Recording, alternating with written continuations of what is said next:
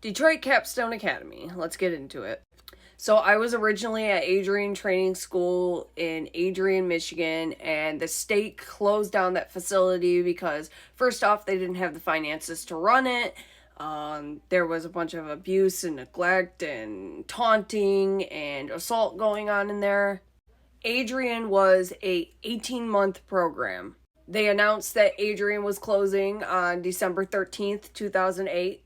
There was a lot of girls that had been there for like 12 months who were spot on in their treatment, holding people accountable, doing everything they need to do for their program.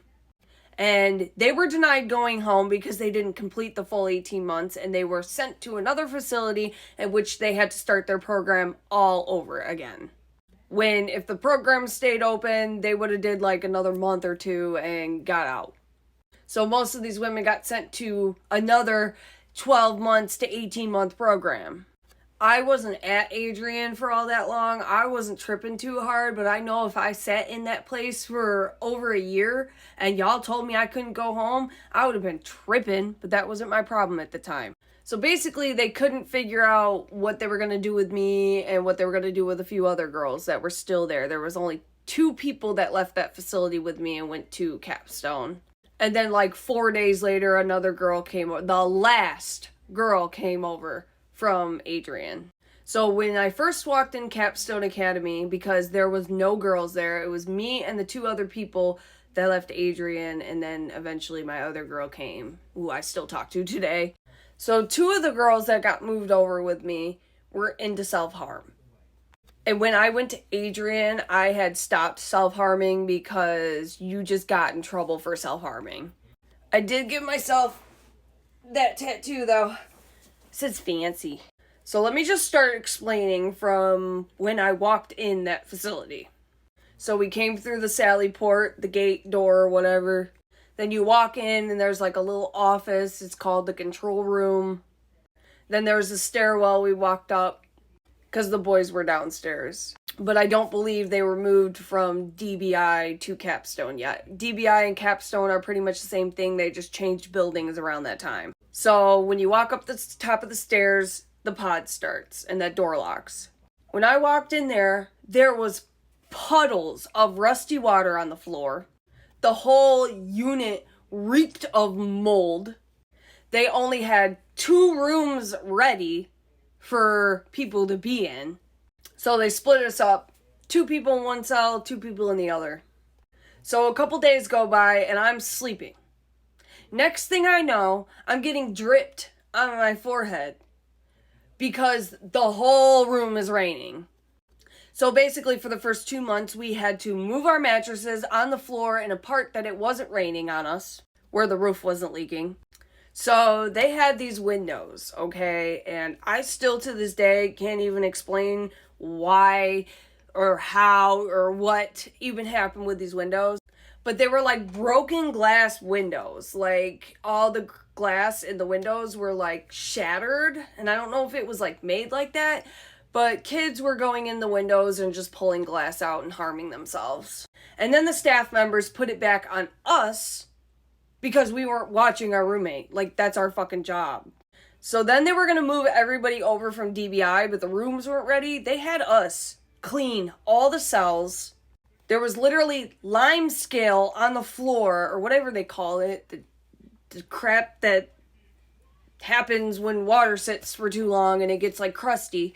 Whatever that's called, that was all over the floor, everywhere. We had to scrub all that up. And then after we did that, the roof wasn't fixed. It took them about 3 months to get the roof fixed. And then when you acted up, they wouldn't restrain you. They would beat your ass. Slam your head on the ground. Like, I had been restrained before many, many, many, many, many times, okay? They wanted violence.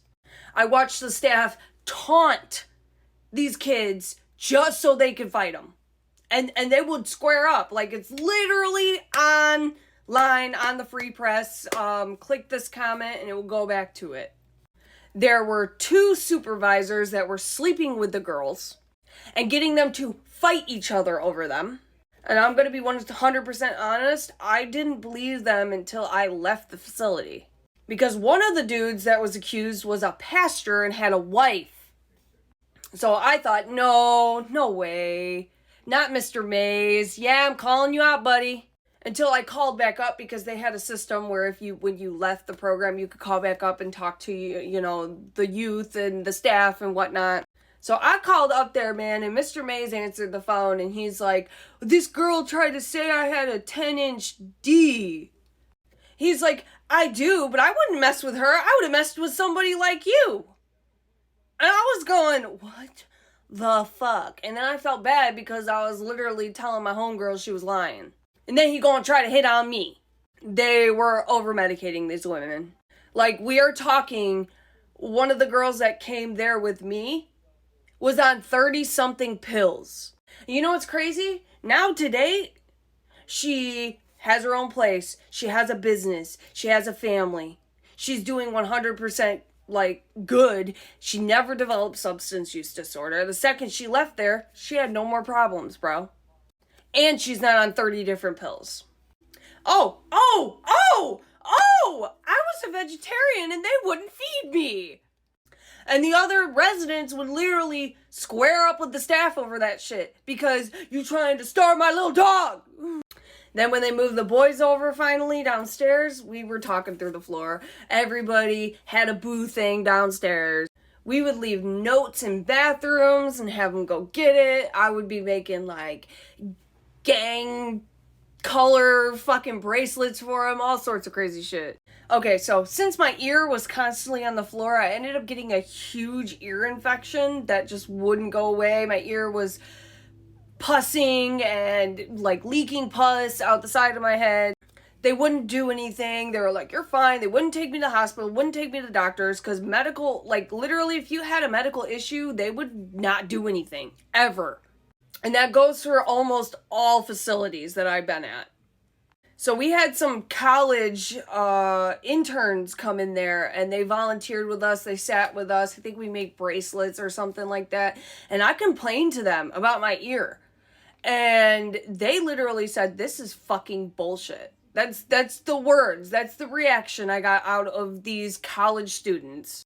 And then she went and complained to the nurse, okay? And then the nurse played it off like, oh, we've been treating her ear. No, you haven't. The nurse pulled out somebody else's ear medication and used it on me in front of them to get them to not push the issue anymore, to make it look like they've been treating me the whole time and I'm just trying to get them in trouble. Can you believe that the second they left, I never received another dose of antibiotic for my ear? Isn't that crazy? I couldn't hear. I had to clear the pus out literally every day with a piece of toilet paper. It threw my equilibrium off and all sorts of crap, man. Then my mother had to take me to a doctor when I finally got my home passes. Then when my mom tried to bring the medication up there, they were just kind of like, why did you take her to the doctor without confirming with us? We can't take outside medication. We have to go through our own doctor, but they weren't. You'd have staff members that would be like, I'm from Mac and Bewick, before they would freaking restrain you. Oh, so scary. The day before I left, I almost fought my roommate, and so they had to move me to the other side with the DBI people. And the other side was just, there was a hallway here, and then it cut off, and then there was another hallway here. So they moved me down the other hallway. That place was literally rioting the last day I was there. They were trying to get out of their cells. They were trying to fight with staff. It was wild. It literally baffles me that place was open from the beginning of 2009 till 2022 when they finally shut it down. That's wild. But yeah, I'll probably talk about a different facility next. And I know I'm missing out a whole lot of stuff that I just blocked out because my brain wants to defend itself.